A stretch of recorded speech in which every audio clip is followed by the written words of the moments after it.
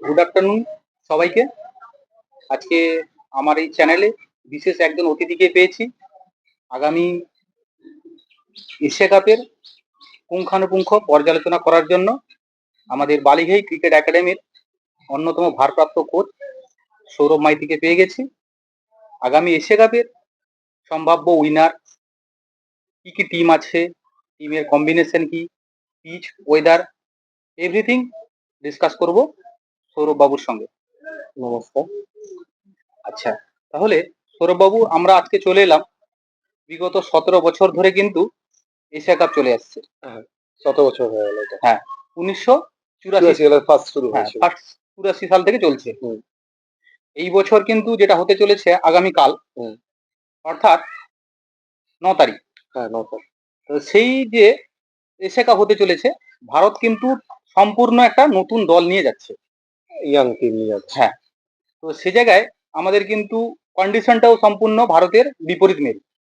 বিপদ মেরু হতেই পারে, but last few years India দুবাইতে খেলে এসছে। এবছর তারা আবুধাবিতেও খেলতে হবে, একটা ম্যাচ আছে। দুটো লিগ ম্যাচ দুবাইতে, একটা হচ্ছে আবুধাবিতে। তো মনে হয় না বেশি কিছু কষ্ট হবে, বাট টি-20 তো বলা যেতে পারে না কখন কে ভালো খেলতেই পারে। তো দেখা যাবে, মেবি খেলার উপরেই নির্ভর করে। খাতা কলমে ইন্ডিয়া হচ্ছে ফেভারিট উইনার মনে হয়, বাট খেলার উপর নির্ভর করতে পারে যে কে কতটা ভালো খেলতে পারে। বিগত কয়েকটা বছর ধরে দেখে এসেছি, মানে আমাদের উপমহাদেশে যতগুলো টিম আছে তার মধ্যে কিন্তু মানে সব থেকে ভারতকে যদি কেউ সম্পূর্ণভাবে কড়া টক্কর দিতে পারে, সেটা হচ্ছে আফগানিস্তান। আফগানিস্তান রাইজিং স্টার যদি বলতে পারে, কারণ এশিয়ার মধ্যে এখনো পর্যন্ত আফগানিস্তান 2011-তে 11-র পরে আমরা দেখতে পেয়েছি আফগানিস্তানকে বিভিন্ন টুর্নামেন্টে ওরা আস্তে আস্তে ইমপ্রুভ করছে। লাস্ট 2-3 ইয়ার্স দেখলাম ওরা অনেকটাই উন্নতি করেছে। বিশেষ করে টপ অর্ডার ব্যাটিং, যেখানে গুরবাজ খুব ভালো খেলছে, স্টার্টিংটা খুব ভালো। জার্দন খুব ভালো ব্যাটিং করছে, সেরকম স্পিন ডিপার্টমেন্টেও দেখেছি 3-4 জন ভালো স্পিনারও দেখতে পেয়েছি। এবং দেখো ফাস্ট বোলার ডিপার্টমেন্টেও তার অনেকটা বেটার হয়েছে, সঙ্গে অলরাউন্ডার। মানে ওর কম্বিনেশন যদি দেখতে যাই, আহ আগামী হয়তো এশিয়া কাপ হোক বা ওয়ার্ল্ড কাপে হোক, ওরা কিন্তু সেমিফাইনালে হওয়ার মতনই টিম বানাচ্ছে। আমরা যদি লাস্ট ওয়ার্ল্ড কাপ টি-20 দেখি, ওরা কিন্তু সেমিফাইনালে উঠেছিল। আনফর্চুনেট ওটা সেমিফাইনালে পারেনি, বাট অনেকটা ইম্প্রুভমেন্ট করেছে বাকি টিমগুলোর চেয়ে খুব জলদি। সে জায়গায় আরেকটা কিন্তু নজর কাড়া, বর্তমান বাংলাদেশের যে টিমটা নতুন অধিনায়ক পেয়েছে লিটন দাসকে, হুম। তার অধিনায়কত্বে কিন্তু টি-20 ফর্মেটে ভালো পারফরমেন্স করছে। অবশ্যই লিটন দাস খুব ভালো ব্যাটসম্যানও, একজন ভালো কিপারও, বাট আনফর্চুনেট এখনো পর্যন্ত লিটন দাসকে ইন্টারন্যাশনাল যেসব টুর্নামেন্ট হয়েছে, সেখানে হচ্ছে দ্বিপাক্ষিক সিরিজ নয়, কোনো বড় টুর্নামেন্ট, সেখানে হয়তো সেই সাফল্যটা আসেনি। বাট দ্বিপাক্ষিক সিরিজের লাস্ট ওরা যেটা নেদারল্যান্ডের সঙ্গে খেলেছিল, ওটা 2-0 জিতেছে। লাস্ট ম্যাচটা হচ্ছে জলে বৃষ্টির জন্য ওয়াশ আউট হয়ে গেছে। ওটা ভালো টিম, এবং মনে হয় এবারে অন্তত বাংলাদেশ, যে পুরনো বাংলাদেশকে আমরা দেখতাম তার চেয়ে কত বেটার বাংলাদেশকে দেখতে পাবো। আরেকটা জিনিস, শ্রীলঙ্কা, যে টিমটা ছিল একটা সময় 90s-এ, পরে পরে 2000-এ ঢোকার মুহূর্তে যে টিমটা ছিল, মানে ধীরে ধীরে যেন টিমটা ওদের অবক্ষয় শুরু। জানি না কি কারণে, ওদের যে ক্রিকেট বোর্ড বা ওদের পরিকাঠামো কি পরিস্থিতি দাঁড়িয়েছে। অ্যাকচুয়ালি বলতে গেলে কোনো টিমকে আমরা ওইভাবে না না দেখাই ভালো, কেন প্রত্যেক টিমে একটা গোল্ডেন পিরিয়ডে থাকে। একটা যখন গোল্ডেন পিরিয়ডে অনেক ভালো ভালো প্লেয়ার থাকে, তারা যখন রিটায়ার করে তখন ইয়াংস্টাররা তারা হচ্ছে দায়িত্ব নেয়। কোনো কারণে ইয়াংস্টার যদি সেইভাবে মানিয়ে নিতে না পারে বা সেইভাবে যে কম্বিনেশন অনুযায়ী ফাইট না দিতে পারে, কেন ক্রিকেট এখন ডেভেলপ হয়ে গেছে। আগে ক্রিকেট কেমন খেলা হতো, আগে ক্রিকেটে বলতে গেলে দুটো ফরম্যাট ছিল, একটা টেস্ট ছিল আর ওডিআই ছিল, এখন টি-20 ঢুকেছে।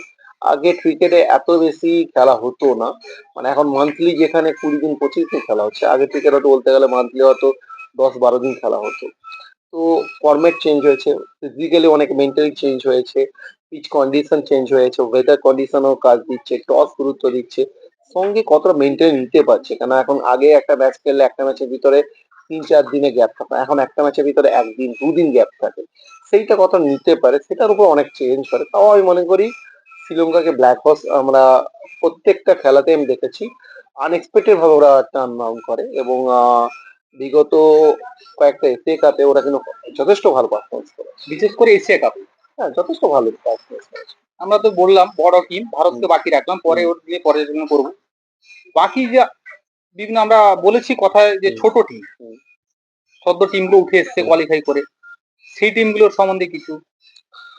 আমি বলবো সেই যে টিমগুলো বলতে গেলে ইউএই যথেষ্ট খুব ভালো খেলেছে। লাস্টে ওরা দ্বিপাক্ষিক মানে একটা টাই সিরিজ খেলা হয়েছে যেখানে পাকিস্তান, ইউএই, আফগানিস্তানে খেলা হয়েছিল। যেখানে যথেষ্ট দেখা গেছে যে ইউএই হয়তো কোনো ম্যাচ জিততে পারেনি বাট ওরা কিন্তু কন্টেস্ট করেছে ব্যাটিং এ। ভালো কন্টেস্ট করে গেছে। লাস্ট ওরা আফগানিস্তানের ম্যাচটা ওরা ৪ রানে হেরেছে যেখানে ছিল ৬ বলে ১৭ রান। ওরা ৩ বলে ১২ রান করে ফেলেছিল। বাট লাস্ট ৩ বলে কেন রান করতে পারেনি। বাট ভালো ফাইট দিয়েছে। আরেকটা দেখতে গেলে পাকিস্তানের সঙ্গে ওদের খেলা হয়েছিল। যেখানে পাকিস্তান ২১২ করেছিল। ওরা কিন্তু ১৭৮ করেছে। তো বলতে গেলে ওর ব্যাটিং স্ট্রং আছে। হয়তো একটু বোলিংটা একটু উইক আছে। ফিল্ডিংটা যদি একটু বেটার করতে পারে। আমরা যেকোনো সময় ওরা ফাইট দিত কেন অলরেডি ওরা নিউজিল্যান্ডকে হারিয়েছে। একটা টি-২০ ম্যাচ ওদের মাঠেই হারিয়েছে। আর আপকামিং স্টার বলতে গেলে যেরকম হংকং আছে খুব ভালো। বাকি যেসব টিমই আছে তারা প্রত্যেকেই হয়তো ফাইট দিয়ে এসছে। কারণ কেউ এখানে কোয়ালিফাই করেছে উইদাউট ফাইট না। বলবো প্রত্যেকেই ডেভেলপ করছে। আমি তাদের মধ্যে সবচেয়ে যদি বেটার টিম দেখি তাকে বলবো আমি ইউএই। দেখুন, আমি দেখেছি প্রতিটা টুর্নামেন্টে সব থেকে বড় ব্যাপার হয় ম্যাচ জেতা যেতে পারে ব্যাটিং নিয়ে, হুম, বোলিং যদি ভালো থাকে কোনো টিমের, ওই কিন্তু টুর্নামেন্ট জেতার একটা টার্গেট যেতে পারে। হুম, মানে বোলিং না থাকলে কিন্তু টুর্নামেন্ট জেতা সম্ভব না। সে জায়গায় যে এই যে ইউএই, হংকং, এই টিমগুলো কিন্তু ব্যাটিং হয়তো ফাটকা চলে যেতে পারে, হুম। ধারাবাহিকভাবে বোলিং, প্রতিটা বোলিং এসে যে পারফরমেন্স করা, সেটা কিন্তু ওদের দ্বারা আশা করি সম্ভব নয়। না খেলা এখন আগের চেয়ে অনেক চেঞ্জ হয়ে গেছে। আগে যেমন প্রত্যেকটা দেশে একটা স্ট্রাকচার থাকতো। যেমন ইন্ডিয়া যেমন স্ট্রাকচার আছে, শ্রীলঙ্কার আছে, পাকিস্তান আছে, বাংলাদেশের আছে। তো বাকি যেরকম অ্যাসোসিয়েট দেশগুলো আছে এর সাথে তারাও আস্তে আস্তে ডেভেলপ হচ্ছে। তারা বিভিন্ন আইপিএল যেমন আমাদের যেমন খেলা হয় তাদেরও দেশে সেরকম টাইপের টি-২০ টুর্নামেন্ট খেলা হয়। সেইসব টুর্নামেন্ট গুলো খেলছে। বিভিন্ন বিদেশি প্লেয়ারদের সঙ্গে নিয়ে এক্সপিরিয়েন্স শেয়ার করছে। একই রুম থাকছে এবং তাদের সঙ্গে এক্সপিরিয়েন্স থেকে ইন্টারন্যাশনাল খেলা কেমন হয়, লোকাল টুর্নামেন্ট কেমন হয়, কিভাবে ডেভেলপ করা যায়। অনেক হাই প্রোফাইল কোচ আসছে, ম্যানেজিং স্টাফ আসছে যারা প্রত্যেক সময় গ্রুম করছে।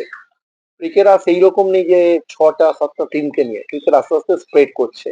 আগে ক্রিকেট বলতে গেলে ৮টা ১০টা টিম ছিল। এখন বলতে গেলে টিমটার সংখ্যা ১৬ প্লাস হয়ে গেছে। ওরা ক্রিকেট অ্যাসোসিয়েশন অফ আমরা যদি বলতে গেলে যদি আইসিসি কে ধরি, ওরা চাইছে যেমন ফুটবলে যেমন 32 টিম থাকে যেমন ফুটবল বিশ্বকাপ খেলে। ওরা চাই 32 টিম নিয়ে খেলে অল ওভার ওয়ার্ল্ড এ। তো ডেভেলপ চলছে। আশা করি ডেভেলপটা অ্যাজ কুইক অ্যাজ পসিবল আমরা দেখতে পাবো। যখন আমরা পুরো বিশ্বকাপ দেখে বসি যেমন ৩২টা দেশ খেলছে সেখানে যেরকম পাগল উন্মাদনা থাকি সেরকম উন্মাদনা আমি একটা টিমকে নিয়ে দেখবো না, আরো বেশি টিমকে নিয়ে দেখবো। সেখানে আমার দেখা গেলো ৩২টা টিম হয়তো একদিন কোনদিন খেলছে। ৩২টা দেশের দর্শক পার্টিসিপেট করছে, ৩২ দেশের ফ্যান ফলোয়ার্স। কেন সবকিছু নির্ভর করছে ফ্যানদের উপরে। আমরা যাই করি যাই কিছু সেফ খেলার মধ্যে থাকে না। একটা মানুষের মধ্যে সূক্ষ্ম জাগরণা তৈরি করে। কেন খেলাই পারে একমাত্র যেখানে মানুষের মনে দুঃখকে সুখে আনতে এবং সেই দুঃখ মানে সুখকে আমরা দুঃখে পৌঁছতে। কেন হার জিত তো হ্যাঁ, হতেই হ্যাঁ, পারে। স্বাভাবিক। এবার চলে আসি আমাদের প্রতিবেশী দেশ পাকিস্তান। প্রতিটা মুহূর্ত ঘাত প্রতিঘাতে চলেছে। ভারতীয় বোর্ড, পাকিস্তান বোর্ড, মানে খেলবে না খেলবে, টান বাহানা এরকম চলতে চলতে এশিয়া কাপ কিন্তু অ্যাকচুয়ালি হওয়ার কথা ছিল আমাদের হ্যাঁ, ভারতেই হওয়ার ইন্ডিয়াতে কথা হওয়ার ছিল। কথা ছিল। কিন্তু বিসিসিআই রণকৌশল হতে পারে হুম। যেভাবেই হোক, ওটাকে আবুধাবি ওখানে বা দুবাইতে ওখানে ট্রান্সফার করা হলো। এবার ভারতের সঙ্গে যে খেলা বা পাকিস্তানের যে টিম কম্বিনেশন, সেইভাবে বা পাকিস্তান কিভাবে পারফরমেন্স করতে পারে। বলতে গেলে বিগত কয়েক বছরে পাকিস্তানের যে টিম গুলো ছিল এবারের থেকে অনেকটা চেঞ্জ হয়েছে। তারা কোনো ওয়ান ম্যান আর্মি টাইপের খেলতে চাইছে, যেটা খুব ভালো।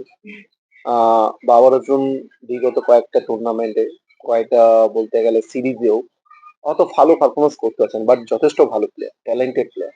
নো ডাউট ওইরকম ট্যালেন্টেড প্লেয়ার খারাপ সময় যেতেই পারে। তো আনফরচুনেট বাবর আজম ড্রপ হয়েছে। মোহাম্মদ রিজওয়ান যথেষ্ট ভালো কিপার, ভালো ব্যাটসম্যান। আমরা তাকে দেখেছি একা হাতে ম্যাচ জিতিয়ে দিয়েছে। খুব সুন্দর মানে খেলতে পারে। তার খেলার দক্ষতা দেখে অনেক কিছু শেখারও আছে।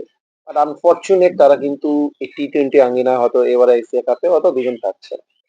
বাট পাকিস্তানের যে ইয়াং টিমটা ইয়ান আছে টিম, হ্যাঁ। বা যেসব এক্সপিরিয়েন্স প্লেয়াররা খেলছে যারা হয়তো বিগত কয়েক বছর যেমন সাইন্স আফ্রিদি, হারিস রফ, ফখর জামান, সেলিম আগাম এর যারা আছে অনেক ভালো, খারাপ টিম এই যে আয়ুব যে ছেলেটা নতুন যে এসছে, স্যাম সত্যি খুব ভালো প্লেয়ার, লেফট হ্যান্ডের ব্যাটসম্যান, যথেষ্ট ভালো প্লেয়ার, কিন্তু দেখতে হবে টিম কম্বিনেশন এই ওয়েদার কন্ডিশনে এই অবস্থায় কতটা ভালো খেলতে পারে তার উপরে নির্ভর করছে। আমি এখনো মনে করি পাকিস্তান স্লাইটলি চান্স আছে, বাট হয়তো খাতা কলম বলতে গেলে পাকিস্তান খুবই লাইট টিম। আমার মনে হয় লাইট টিম বলে কেউ নেই, টি-20 যুগে কেউ লাইট টিম নেই, সবাই সবাই 100% জিতে এসছে। খেলার উপর নির্ভর করে, সেই দিনের উপর নির্ভর করে কে কেমন ভালো খেলে। এবার চলে আসা যাক আমাদের প্রাণের, আমাদের দেশ, গর্বের দেশ ভারত। আহ বলতে গেলে ইন্ডিয়াতে বহুত র ট্যালেন্ট হয়ে গেছে আইপিএল এর পর থেকে। আমরা আগে রঞ্জি ট্রফিটা কে খেলতো অত অনেকেই জানতাম না, বাট আইপিএল আসার পর থেকে আমরা অনেক ইন্ডিয়ান প্লেয়ারকে দেখতে পাচ্ছি, ইয়াংস্টারকে দেখতে পেরেছি, অনেক ভালো ভালো ট্যালেন্টেড প্লেয়ারকে দেখতে পেরেছি যারা হট করে ভারতের মূল টিমে আঙিনায় আসতে পেরেছে ট্যালেন্টেড দ্বারা। উইদাউট ট্যালেন্ট তো এমন না, না, ট্যালেন্টেড দ্বারা আমরা অনেক ট্যালেন্টেড প্লেয়ারকে এরকম আগে জানতে পারতাম না। টিভি হয়তো আমরা জাস্ট ইন্ডিয়া টিমকে দেখতে পারতাম যখন কোনো ট্যুর যেত কিছু একটা, এখন আমরা আইপিএল থেকে দেখতে পাচ্ছি। তো সেই দিক থেকে দেখতে গেলে যারাই সিলেক্ট হয়েছে তারা প্রত্যেকেই আইপিএল এ বেটার খেলেছে, ডোমেস্টিক লিগ বেটার খেলেছে। তো সেই সূত্রে ধরে অনেকে হয়তো হাই পারফরমেন্স যারা করেছিল তাদেরকে বাদ দিয়েও, তাদেরকে টপকে অনেক ইয়াংস্টার সুযোগ পেয়েছে। আহ খাতা কলমে India no doubt strong team, but আমার মনে হয় স্ট্রংটা খাতা কলমে না হয় যদি মাঠে দেখাতে পারে তাহলে ওদেরকে কেউ আটকাতে পারে না। যেটা কথায় আছে, প্রতিটা মুহূর্তে যারা ক্রিকেট প্রেমী, ভারতীয় ক্রিকেটে গৌতম গম্ভীর একটা নতুন যুগ শুরু হয়েছে। টেস্ট, ওডিআই, এবার এসছে টি-20, একটা বড় একটা সিরিজ হতে চলেছে এশিয়া কাপের মতো। সে জায়গায় গৌতম গম্ভীরের যে তাদের যে রণকৌশল, সেটা কিভাবে দেখছেন? আহ, গৌতম গম্ভীর নো ডাউট একজন পরিশ্রমী প্লেয়ার ছিলেন, বাট বলতে গেলে 2007 বিশ্বকাপে ফাইনাল ম্যাচে একা হাতে রান করেছিলেন, 2011 বিশ্বকাপে ফাইনাল ম্যাচে রান করেছেন, দুবার কেকেআর কে চ্যাম্পিয়ন করিয়েছেন, এবং 2023 সালেও KKR K as a mentor হিসাবে ব্যাক করে চ্যাম্পিয়ন করিয়েছেন। যদি ফ্যাক্ট দেখতে পারি তো গৌতম গম্ভীর অনেকটা স্ট্রং ওদিক দিয়ে বলতে গেলে, but as a coaching role এখনো উনি নতুন। আহ সদ্য আমাদের যদি দেখতে যাই যে টেস্ট যেটা চ্যাম্পিয়নশিপ ছিল, আনফর্চুনেট ইন্ডিয়া হয়তো কোয়ালিফাই করতে পারেনি ওনার কোচিং হতে, অত অনেক বিশ্লেষণ হয়েছে, বাট খেলা আলটিমেট মাঠে হয়। কোচিং যতই পারুক, সে যতই অ্যানালাইসিস করুক, তাকে অন্য ভালো টিম রেডি করে, অত আনফর্চুনেট হয়নি। বাট আমি সেটাকে মনে করি না ওটা তাই বলে উনি ব্যর্থ হয়ে গেছেন। উনি টি-20 আমাদের বলতে গেলে বিশ্বকাপে মিনি বিশ্বকাপ যেটা বলা হয়, টি-20 চ্যাম্পিয়ন্স ট্রফিতে ইন্ডিয়া কিন্তু চ্যাম্পিয়ন হয়েছে ওনার কোচিং এ। আর রোহিত শর্মা হাত ধরে, যেখানে বিরাট কোহলি ছিল, রোহিত শর্মা ছিল, রবীন্দ্র জাদেজা, তিনজনই আফটার টি-20 চ্যাম্পিয়নশিপের পরে রিটায়ার করেছেন, বাট তিনজনই খুব যথেষ্ট ভালো খেলেছে। আর যদি বলতে গেলে লাস্ট, যদি আমি টেস্ট বলি, ইন্ডিয়া ইংল্যান্ড টেস্ট বলি, সেখানে ইন্ডিয়া ভালো ফাইট ব্যাক করেছে। তো এটা কিন্তু কোচিং এ, ওনার কোচিং এর স্টাইল প্যাটার্ন থেকে বোঝা যাচ্ছে যে উনি যথেষ্ট বেশি পরিশ্রম করছেন। আর এখন যদি বলতে গেলে টি-20 যদি ফরম্যাটে ধরি, কোচ যা ইনস্ট্রাকশন দেবেন সেটা হচ্ছে মাঠের বাইরে খেলতে হবে, পিছে প্লেয়ারদেরকে। তো কোচের ভূমিকা ঠিক ততটাই যতটা পিচ কিউরেটা পিচটা রেডি করে গেল, তারপরে পিচের বিহেভিয়ার কেমন করবে, পিচ কেমন চরিত্র করবে, সেটা নির্ভর করছে পুরোটাই হচ্ছে দুটো টিমের নিজেদের খেলার উপরে। ঠিক সেই রকমই আমি মনে করি as a Gautam Gambhir coach যথেষ্ট ভালো, ভালো টিম একটা সিলেক্ট করেছেন লিড করছে সূর্যকুমার যাদব থেকে। তো দেখা যাক কেমন ফাইট দিতে পারে। যেটা কি হতো, সিনিয়র প্লেয়ার থাকলে বড় বড় টুর্নামেন্টে সেমিফাইনাল বা নকআউট যে ম্যাচগুলো আছে, এই বড় প্লেয়ারগুলো কিন্তু পারফরমেন্স করেছে প্রতিটা ম্যাচে। তাদেরকে একটা থাকা টিমে মানে টিমের একটা ভারসাম্য, সঙ্গে বিপক্ষ তাদেরকে নিয়ে অ্যানালাইসিস করা, যথেষ্ট একটা বিপক্ষ চাপে থাকে। পুরো তারুণ্যের টিম, সে জায়গায় বিপক্ষরা কি অ্যাডভান্টেজ একটু পেয়ে যেতে পারে? সিনিয়র বলে তো বলতে গেলে দুখানা সিনিয়র তো আছেই। অলরেডি সূর্যকুমার যাদব আছে, বুমরা আছে। বাট নাম যদি আমরা ধরি রোহিত শর্মা যদি থাকতো বা বিরাট কোহলি থাকতো, তাহলে হয়তো অনেক কিছু হতো, আরো একটু বেটার লাভ মনে হতো। এতদিন তো কাউকে না কাউকে তো দায়িত্ব নিতে হবে, সেটা হয়তো দুদিন পরে হোক বা আজকে হোক। সেদিকে দেখতে গেলে ইন্ডিয়া টিম হয়তো যে রাস্তায় এখন থেকে হাঁটা শুরু করেছে তাতে অনেক ভালো হয়েছে। অনেকেই অ্যানালাইজ করেছেন যে হয়তো সিএসআই এলে বেটার হবে। আর আমায় দেখতে হবে যারা পেয়েছে সুযোগ তারা কতটা কাজে লাগাতে পারে, এটাই হচ্ছে বর্তমান। সেটা যেমন আছে টিম অ্যানালাইসিস এলে সেটা আরো হুম, বিস্তৃত আলোচনা করব। কে থাকা ভালো হতো হুম, বা কে না থাকলে ভালো হুম, হতো, বিস্তৃত আলোচনা করব। এতক্ষণ আমরা বিভিন্ন ধরনের আলোচনার মধ্যে গেলাম, কিভাবে কোন টিম কিভাবে থাকে।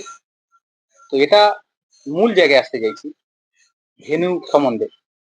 কোন মাঠে খেলা হবে, মাঠের চরিত্র কেমন, পিচ কেমন, পিচের চরিত্র কেমন, আবহাওয়া কেমন হতে পারে, বা ওই মাঠগুলো কিভাবে দর্শক উপস্থিত থাকতে পারে, বা হতে পারে মাঠগুলো কিভাবে খোলা মাঠ না আবদ্ধ মাঠ, দর্শক ক্যাপাসিটি কেমন, সেই ব্যাপারে একটু বলুন। আহ এবারে এশিয়া কাপে দুটো ভেন্যু, যেটা দেখা যাচ্ছে দুবাইতে যেরকম হয়ে থাকে এবং আবুধাবি অ্যাড হয়েছে। তো দুবাইতে বলতে গেলে রাত্রে খেলা, মানে ওদের বলতে গেলে 6:30 ওদের টাইমিং খেলা। ওদের দর্শক বলতে গেলে 25 থেকে 30 হাজার তাকে যে দর্শক বসতে পারে, এবং ওটা টাইপ একটা ওভাল টাইপের, মানে চারদিকে ঘেরা থাকে কন্ডিশন। আর বলতে গেলে দেখতে সেটটাও যেটা ওটা হচ্ছে আইসিসির হেড অফিস, এবং ওখানে বছরে পার মান্থে 30 দিনের ভেতরে 20 দিন থেকে 22 দিনই খেলা হয়ে থাকে। মানে একটা দেশের একটা গ্রাউন্ডে যতগুলো ম্যাচ না হয় তার চেয়ে বেশি খেলা ওখানে হয়ে থাকে। অল ওভার ওয়ার্ল্ডে যতগুলো টিম আছে, কান্ট্রি হতে পারে, নর্মাল টুর্নামেন্টে, ইন্টারন্যাশনাল টুর্নামেন্ট, কেন বিভিন্ন দেশের খেলা ওখানে হয়ে থাকে। তো বলতে গেলে দুবাই মাঠে পিচের কন্ডিশন বলতে গেলে একটু স্মুথ আছে।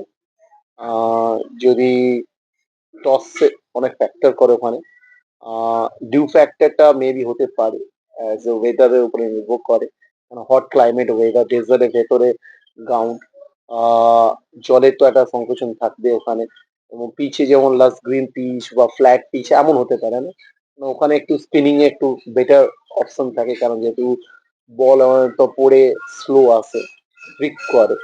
আহ, যদি ফার্স্ট ইনিংস এর স্কোর যদি বলতে পারি, ওখানে কিন্তু 160 এটা যদি থাকে ফার্স্ট ইনিংস এর স্কোর, সেকেন্ড ইনিংসে ওটা ড্রপ করে যায়, ড্রপ হয়ে 135 চেস হয়। করার ক্ষেত্রে প্রবলেম। অনেকটা অনেকটা প্রবলেম হয়, বাট টুর্নামেন্ট যেহেতু শুরু হয় এখন বলতে গেলে সেকেন্ড ইনিংসে অ্যাভারেজটা হয়তো একটু ইনক্রিজ করবে, বা যতগুলো ম্যাচ করাবে আস্তে আস্তে ওখানে কিন্তু চেজিং করাটা খুবই টাফ টাফ হয়ে হয়ে যায়। যায়।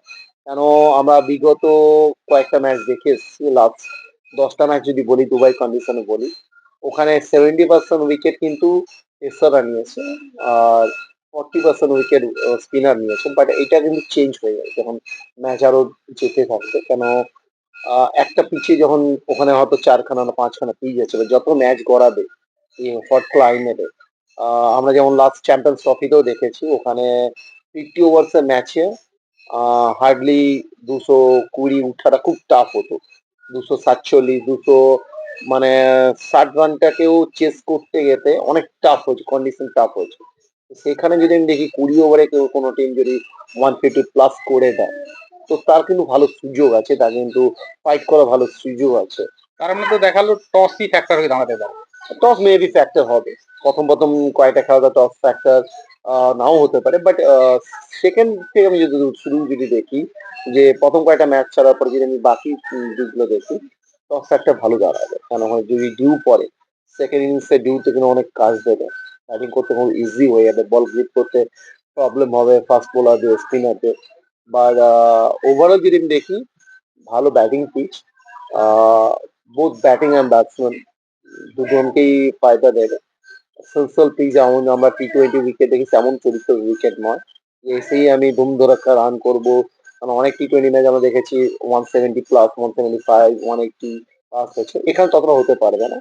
এখানে 160টাই হচ্ছে অনেকটা বড় বিগ মার্জিন। মানে যতটুকু বুঝলাম পাওয়ার প্লেতে মোস্ট প্রবলি রান তোলা যেতে পারে ফার্স্ট ইনিংসে। ফার্স্ট বল যতটা সাইন থাকবে, সাইন মুভমেন্টে ফিল্ডিং কন্ডিশন যতটা সুযোগ থাকবে, দুটো ফিল্ডার আউটসাইডে থাকবে, সেই মুভমেন্টে যদি কোনো কারণে 35, 40, 45 উইদাউট লস বা 1 উইকেট কিন্তু কোনো টিম ক্যারি করতে পারে, সে 100% 155 প্লাস করবেই করবে।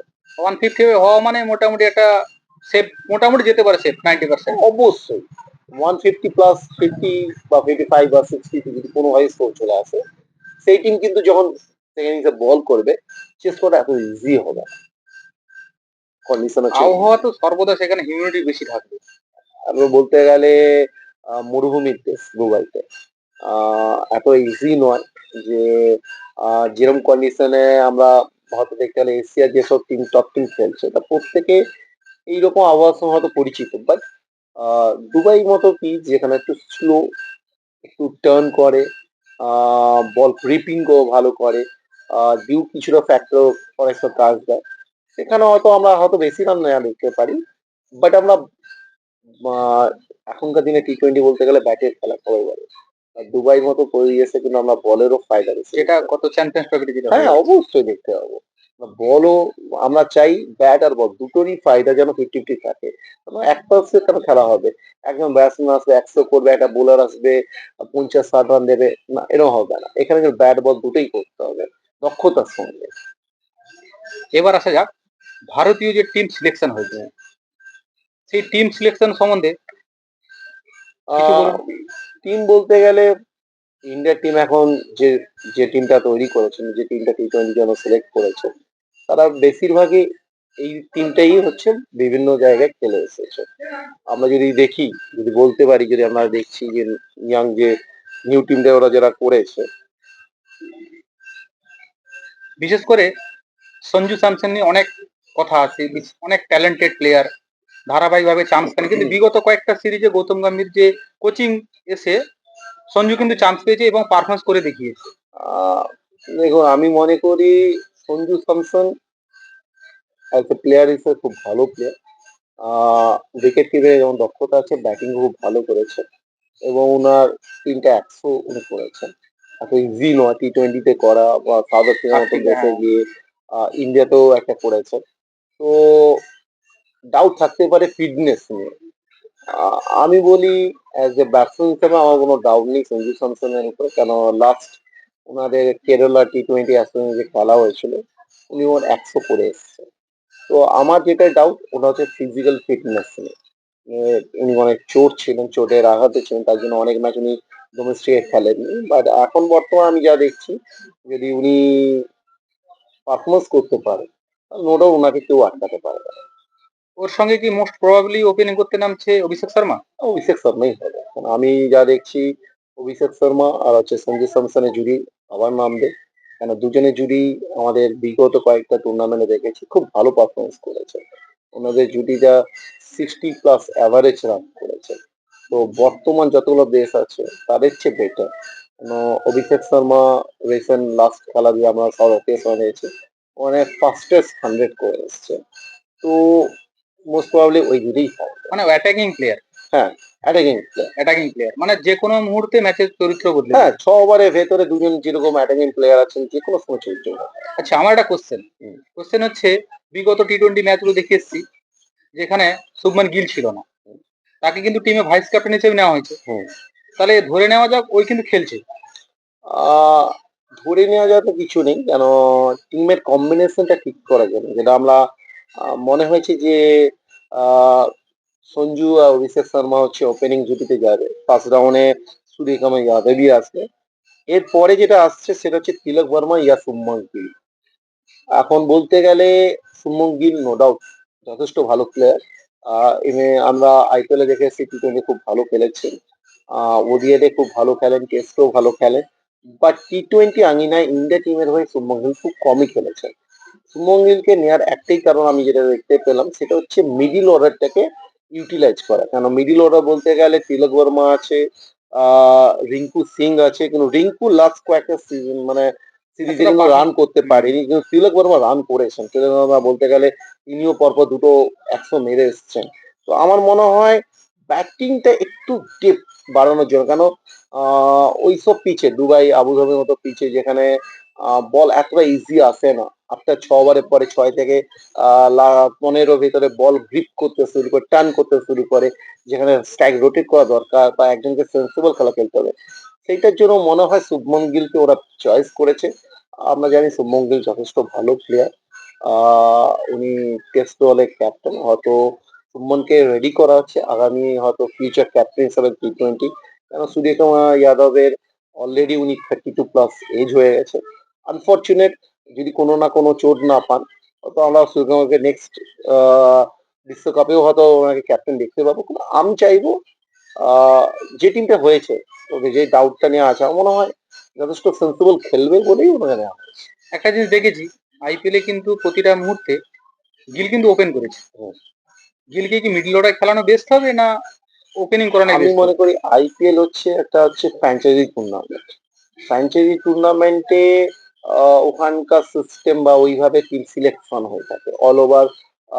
ওয়ার্ল্ডের প্লেয়ার থাকে, ইন্ডিয়া প্লেয়ার থাকে, সব প্লেয়ার থাকে, বাট অ্যাজ আমিও ইন্ডিয়া টিমে খেলবো, সেখানে আমার পজিশন কি হবে এটা পুরোটাই নির্ভর করছে টিমের কম্বিনেশনের উপরে।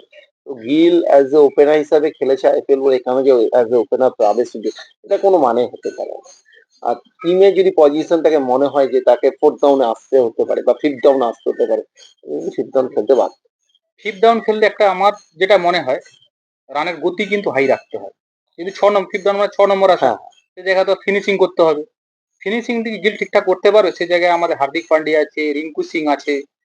আমার মনে হয়েছে সুমন গিলকে নেওয়ার একটাই কারণ যে আনফর্চুনেট যদি দুটো ওপেনার, যেহেতু অ্যাটাকিং ওপেনার, ওখানে যদি সঞ্জু আর অভিষেক শর্মা দুজনের মধ্যে কেউ হয়তো যদি কালেক্ট না করে, তাহলে গিল হয়তো ওপেন হতে পারে।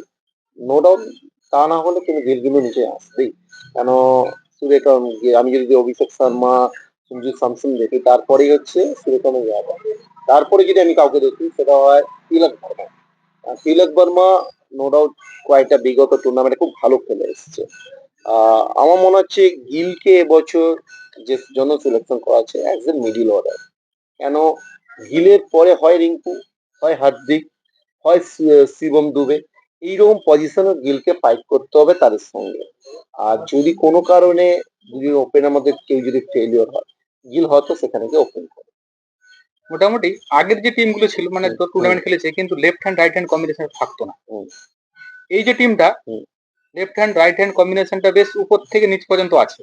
আহ, সেগুলো এই এই যে টার্নিং ট্র্যাক হ্যাঁ, হয়ে গেলে যে রোটেশন করা করা এটা পুরোটাই হচ্ছে ওখানকার দুটো পিচের কন্ডিশন, ওখানে ওয়েদার কন্ডিশন, পিচ কন্ডিশন, টসে কি হতে পারে, সেসব থিঙ্কিং নিয়ে হয়েছে। মানে বলতে গেলে Abhishek Sharma lefty, Tilak Varma lefty, Rinku Singh lefty, Shivam Dube lefty, Axar Patel lefty.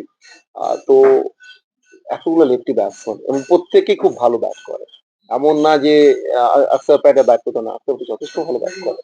আমরা শিবম দুবেকে দেখেছি যথেষ্ট কম বলে রোটেট করতে পারে, বড় বড় 6 মারতে পারে। তিলক বর্মাকে অ্যাজ এ বলবো স্পেশালিস্ট ব্যাটসম্যান না বলে আমি যদি বলি স্পেশালিস্ট অলরাউন্ডার, এখানে উনি যে সময় এসে ব্যাটটা করেন সেখানে হয়তো হট করে রান তুলতে হতে পারে, হয়তো ওপেনে হয়তো উইকেট পড়ে গেল বা আহ, 3টা উইকেট পড়ে গেল, তখন হয়তো তিলক বর্মা এলো, তখন ধরতে হবে, খেলতে হবে। ওদিক তো উনি ভালো মানে করেন। দুটো দিকে ঠিকঠাক করে দুটো খেলতেই দিকেই হবে। খেলতে হবে, এখানে আচ্ছা, জাস্ট আরেকটা চেঞ্জ জিনিস আমার হয়েছে। বলা, শ্রেয়াস আইয়ার আইপিএল এ পারফরমেন্স করেছে, ওডিআই ওয়ার্ল্ড কাপে পারফরমেন্স করেছে, চ্যাম্পিয়ন্স ট্রফিতে মানে পারফরমেন্স করে এসেছে, মানে ব্যাক টু ব্যাক হাইয়েস্ট, মানে স্ট্রাইক রেটের সঙ্গে সঙ্গে টপ মোস্ট রান করে এসেছে। তাকে কি টিমে নেওয়াটা কি একটা ভুল হতে পারে? আমার মনে হয় না ভুল বলে কিছু নেই। মানে শেফায়ান ওদাও হচ্ছে খুব ভালো ব্যাটসম্যান, যথেষ্ট যখনই খেলেছেন ইন্ডিয়া টিমে যথেষ্ট পারফরমেন্স করার চেষ্টা করেছেন এবং পারফরমেন্স করেছেন এবং সেরাটা দিয়েছেন। সেদিকে দেখতে গেলে কে রাহুলও ভালো লাগছে, ঈশান কিষানও আসতে পারতো, ঋষভ পান্তও আসতে পারতো। আহ, বলতে গেলে ঈশান কিষান এখন চোট আছে, ঋষভ পান্তও চোট আছে। ভালো তো সবাই, কে ভালো না? তিলক বর্মা কি ভালো না? রিঙ্কু সিং তো ভালো না? আমাকে বুঝতে হবে যে একটা সময় তো কাউকে না কাউকে বসতে হবে। আমি তো টিম কম্বিনেশন এমন সাজাবো যেখানে আছে আমার টিমটা জিতলেই আমি সেখানে অনেক সময় স্যাক্রিফাইস করতে হয়, কিছু কিছু বড় নামকে স্যাক্রিফাইস করতে হয়। আমার মনে হয় এবার যে টিমটা সিলেকশন হয়েছে সেখানে অনেক রকমের ক্রিটিসিজম সহ্য করতে হচ্ছে সিএসআই এর ব্যাপার নিয়ে। কিন্তু আলটিমেট বলতে গেলে যে টিমটাই করেছে সেখানে অনেক চিন্তাধারা করা হয়েছে, কারণ সিএসআইআর নিলে তিলক কোথায় খেলবে, বা শুভমন গিল কোথায় খেলবে, রিঙ্কু কোথায় খেলবে। তো সিএসআই এমন একজন প্লেয়ার যে যাকে বাদ দেওয়ার কারণটা বোঝানো বিসিসিআই কে খুব টাফ হয়ে গেছে। কারণ বিগত কয়েকটা টুর্নামেন্টে, বিশেষ করে আইসিসি টুর্নামেন্টে, এফএ কাপ টুর্নামেন্টে ও ভালো খেলে এসেছে। এফএ কাপ লাস্ট খেলা শুরু হতে এসে সেটা যদি বাদ দিই, আইসিসি যে কোনো টুর্নামেন্টে ভালো খেলে এসেছে। ঘরোয়া ফরম্যাটেও ভালো খেলছে। তো যাই হয়ে থাক, আমি মনে করি যারা সুযোগ পেয়েছে তারা হয়তো বেটার তার চেয়ে হয়তো কিছু করতে পারে, বা কিছু থিঙ্কিং আছে তার পেছনে। আমার মনে হয় থিঙ্কিং যেটা সেটা হচ্ছে কম্বিনেশন। কেন সিএসআই এলে কাকে বসাবে, কে বসবে? তখন তো শুভমন গিল, আমার মনে হয় সিএসআই এলে শুভমন গিলের কোনো জায়গা হবে না। কেন অলরেডি দুটো ওপেনার ভালো খেলছে। তো অনেক থিঙ্কিং আছে, ব্যাক প্ল্যানিং আছে, তার জন্য হয়তো হয়েছে। ওভারঅল ভালো। মিডিল অর্ডারে আমার দেখা বা আমার অভিজ্ঞতা থেকে স্পিন বা ফাস্ট বলুন কনফিডেন্সলি খেলতে পারে একটা প্লেয়ার সে হলো, আহ, এবং আম- স্ট্রাইক রোটেট। আমি এখনো বলি যে সিএসআই যথেষ্ট ভালো প্লেয়ার। উনি ফার্স্ট কেন স্পিন সাইড ভালো খেলতে পারে, কিন্তু আমায় দেখতে হবে একটা প্লেয়ারের উপর তো পুরো টিম চলে না, আগে চলছে।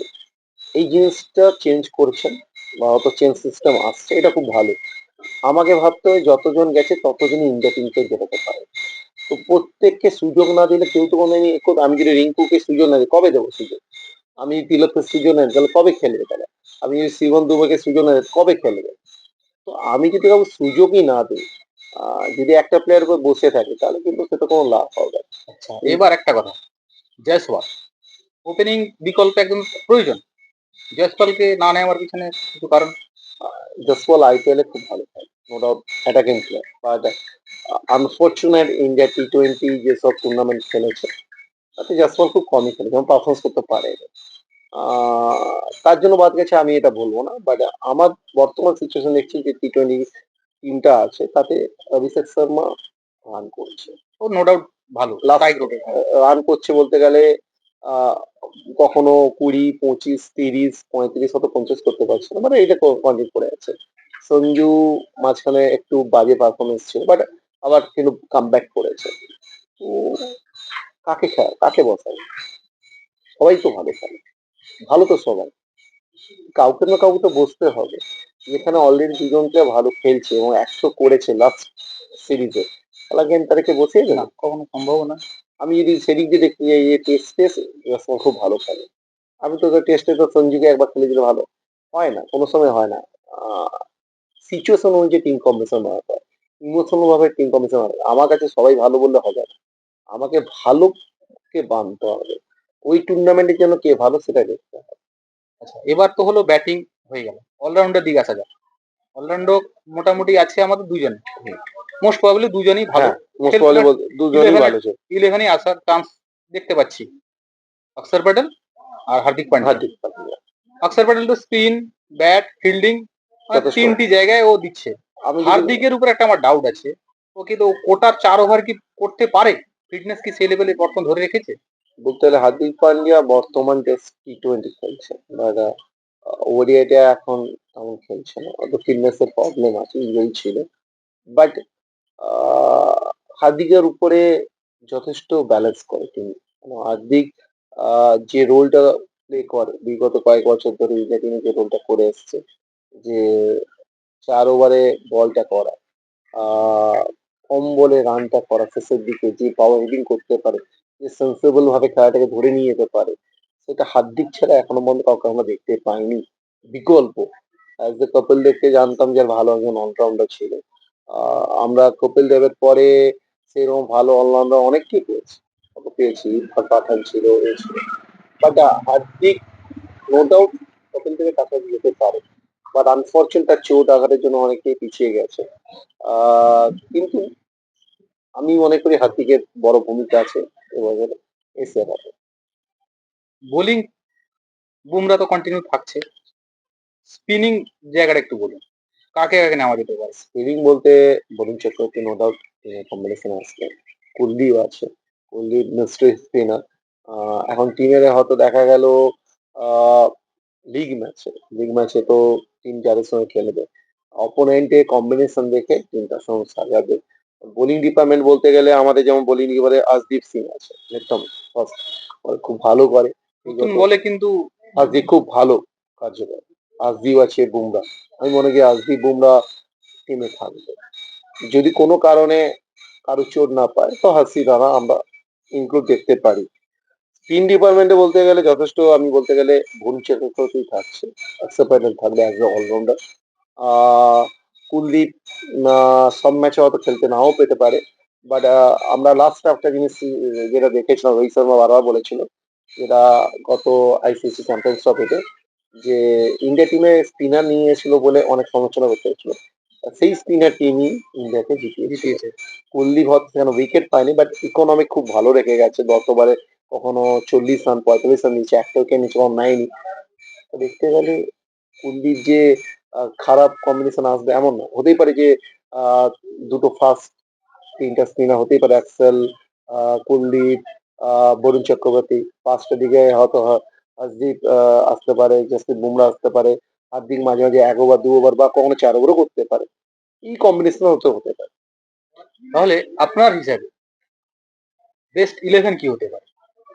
বেস্ট ইলেভেন বলতে গেলে আমি বলবো অভিষেক শর্মা, অভিষেক শর্মা, সঞ্জু স্যামসন, সঞ্জু স্যামসন, सूर्य कुमार यादव, सूर्य कुमार यादव, तिलक वर्मा, तिलक वर्मा, सुमन गिल, शुभमन गिल, আহ হার্দিক পান্ডিয়া।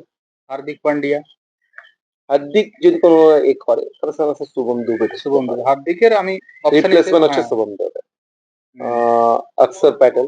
অক্ষর প্যাটেল।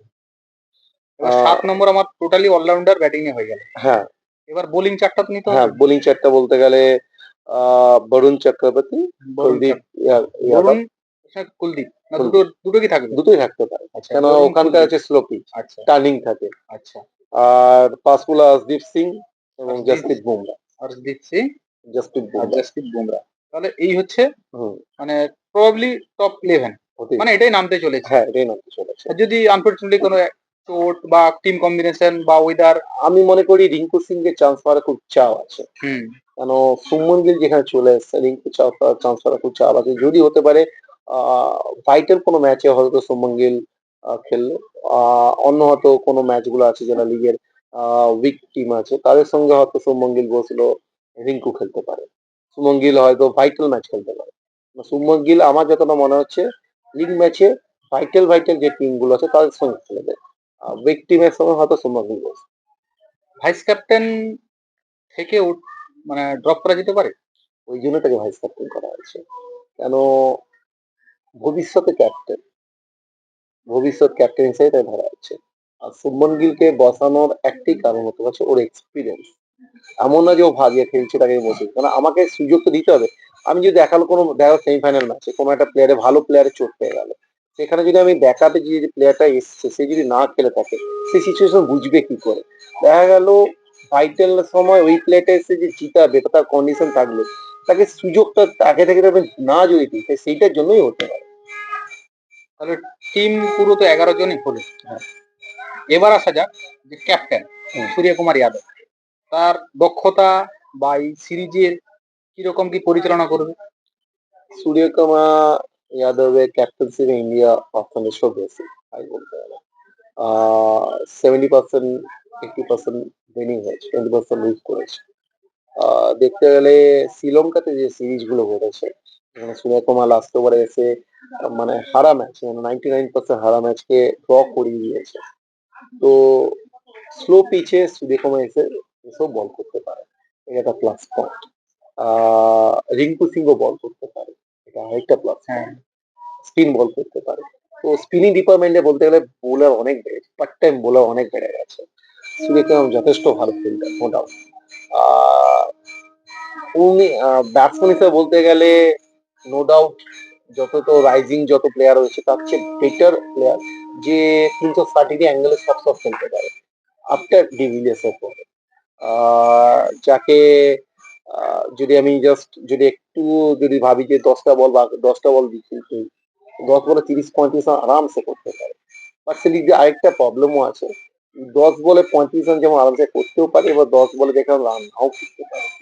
তো ব্যাটসম্যানের দিক থেকে আমি এখনো কোনো বলা যাচ্ছে না যে সূর্যকুমার কতটা ইউটিলাইজ হতে পারবে। বাট অ্যাজ এ ক্যাপ্টেন হিসেবে যথেষ্ট ইউটিলাইজ। আর ফিল্ডার হিসেবে যথেষ্ট ইউটিলাইজ। যদি ব্যাটিংটা একটু ঠিকঠাক উনি করে দিতে পারেন, মনে হয় না মানে অলরাউন্ড ক্যাপ্টেন হয়ে যাবে। আরেকটা জায়গায় যারা সিনিয়র প্লেয়ার তারা কিন্তু মুম্বাই ইন্ডিয়ান্সের হয়ে খেলে।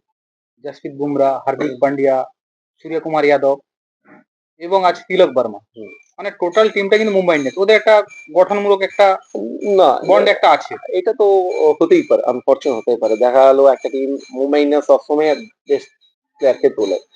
তো বেস্ট প্লেয়ার এরাই, নাম যতগুলো আছে তারা বেস্ট প্লেয়ার এবং তারাই ইন্ডিয়া টিমে খেলতে পারছে।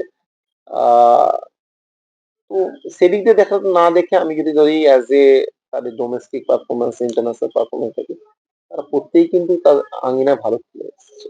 ভালো যেমন খেলেছে, আমি পারফরমেন্স একটা লেভেল, বাট ওদের মধ্যে বন্ডিং ব্যাপারটা, বলিং ইগো, সত্যি খুব ভালো। হ্যাঁ ইগো যে থাকবে না, মানে না, এরকম ব্যাপার। ইগোর কিছু নেই। ইগো নেই বলেই তো ইয়াং সিনিয়র টিমকে এইভাবে জেনারেশন ভাবে তৈরি করে তো নিয়ে আসা হয়েছে। ইগোর ফ্যাক্টর কি করে, যেখানে একজন সিনিয়র প্লেয়ার যেমন বিরাট কোহলি যথেষ্ট ভালো প্লেয়ার, রোহিত শর্মা ভালো প্লেয়ার, ওরা দেখিয়েছে লাস্ট বিশ্বকাপ আইসিসি চ্যাম্পিয়ন্স ট্রফিতে ইগো বলে কিছু নেই। খেলার ঊর্ধ্বে কেউ নয়। যত তুমি মাইলস্টোন তুমি অর্জন করেছো বা যাই করেছো, সবই খেলার ঊর্ধ্বে কেউ নয়। তুমি আলটিমেট ওই দিনে কত ভালো খেললে কি করলে সেটাকেই ক্যারি করে নিয়ে যাবে ফিউচার জেনারেশন। তোমাকে দেখি 10টা বাচ্চা আরো 10 জন ইন্ডিয়া টিমে হবে খেলার সেই ইচ্ছা প্রকাশ করবে এবং তারাই সেটা এখানে জেনারেশন ওয়াই ক্যারি করবে। ভারত পাকিস্তান সারা বিশ্ব তাকিয়ে থাকে, ব্রডকাস্টার থেকে শুরু করে, মানে যথেষ্টটা ইনকামের জায়গা। আহ ভারত পাকিস্তান যবে থেকে আমি আমার জন্ম থেকে লেগেছে হাই ভোল্টেজ খেলা। আমাদের এশিয়ার মধ্যে যথেষ্ট হাই ভোল্টেজ খেলা, কেন দুটো দেশেরই ফ্যান ফলোয়ার্স খুবই বেশি। তারা যথেষ্ট এক্সাইটেড থাকে। বাট প্রত্যেকবারই পাকিস্তান কোনো স্বপ্ন নিয়ে আসে যে ইন্ডিয়াকে হারাবো বলে। বাট ইন্ডিয়া কিন্তু বিশ্বকাপের মতন জায়গা, মানে ওয়ার্ল্ড কাপ হোক বা কোনো বড় বড় টুর্নামেন্টে তারা সবসময় পাকিস্তানকে হারিয়েছে। অত দ্বিপাক্ষিক সিরিজে দেখতে গেলে কিন্তু ইন্ডিয়া অনেকগুলো ম্যাচ হেরেছে, পাকিস্তান বেশি জিতেছে। বাট কোনো বড় বড় মুভমেন্টে দেখেছি সবসময় কিন্তু ইন্ডিয়া তাদেরকে ওভারটেক করেছে এবং সেই ক্ষেত্রে বলতে গেলে এটা তাদের কাছে আরেকটা সুযোগ যে যদি ইন্ডিয়াকে আপসেট করতে পারে বড় টুর্নামেন্টে, কেন তারা এটা কিন্তু কোনোদিন করে দিতে পারেনি এখনো পর্যন্ত। রাজনীতির যে গুঞ্জন চলছিল বিসিসিআই এর সঙ্গে, পিসিবির সঙ্গে, যে খেলবো না, খেলবো, অনেক সোশ্যাল মিডিয়ায় ঝড় উঠেছে, কিভাবে সেটাকে দেখছেন? রাজনীতি জায়গায় থাকা ভালো। অ্যাজ এ ক্রিকেটের জন্য কথা বলাই ভালো, কেন দুটো দেশেরই নিজস্ব কিছু থিঙ্কিং থাকে। তারা নিজের এটা ভালো যেটা চাইবে সেটা সেটা করবে। এখানে সাধারণ মানুষের কিছু থিঙ্কিং থাকে বা রাজনীতি আঙ্গিনার কিছু থাকে, তো সেখানটা অবশ্যই থাকবে। তার সময় ক্রিকেটটা মিক্স না করাই ভালো, কেন একমাত্র ক্রিকেটই পারে দুটো দেশের মানুষকে এক করতে, আর দুটো দেশের মানুষের মুখে হাসি ফোটাতে, তাদের যে দুঃখ কষ্ট সবগুলোকে এ করতে, গ্লানি এ করতে। তো আমার মনে হয় ক্রিকেট আগে রাখা উচিত।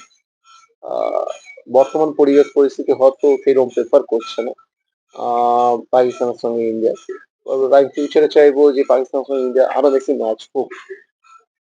এত দীর্ঘায়িত হুম। করবো না।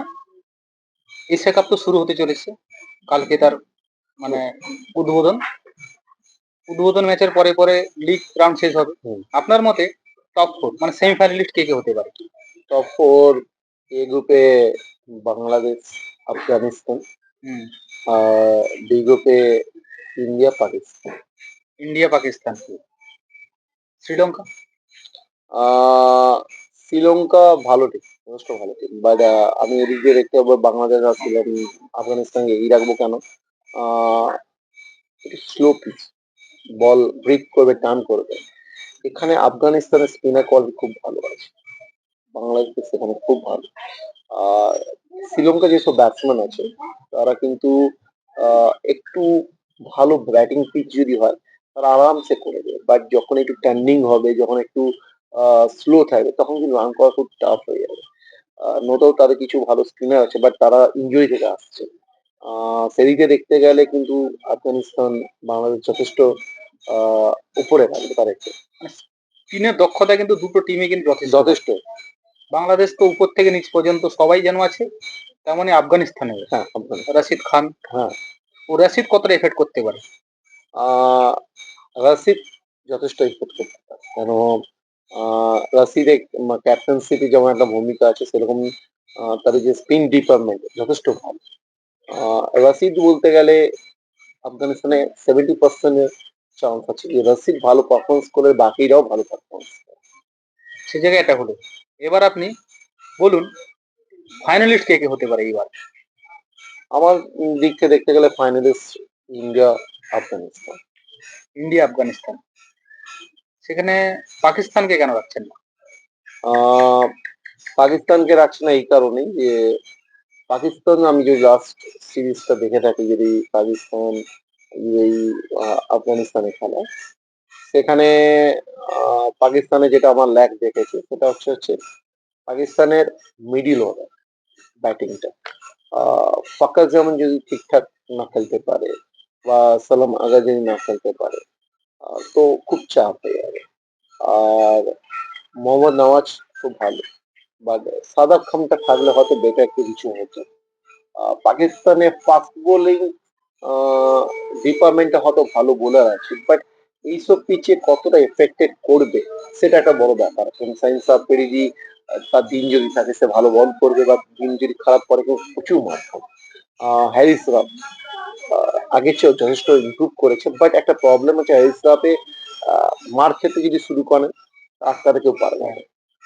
সেদিক থেকে আমার মনে হয়েছে যে আফগানিস্তান যেহেতু মিক্সচার টিম আছে, তাদের বোলিং ডিপার্টমেন্টে একটু মিক্সচার আছে, মিডিয়াম মানে ফাস্ট বোলার যেটা আর আছে, স্পিনার ডিপেন্ডেন্টে যারা আছে, অলরাউন্ড পারফরমেন্সটা খুব বেটার।